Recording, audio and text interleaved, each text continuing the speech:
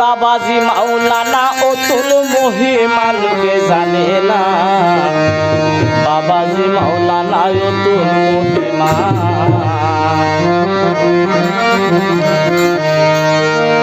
ওই নুরি শরণ করি রে চুমন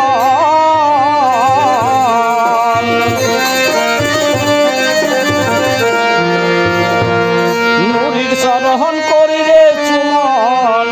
হইয়া দিওয়ানা আর কিসের ভাবনা বাবাজি মাওলানার অতুল মহিমা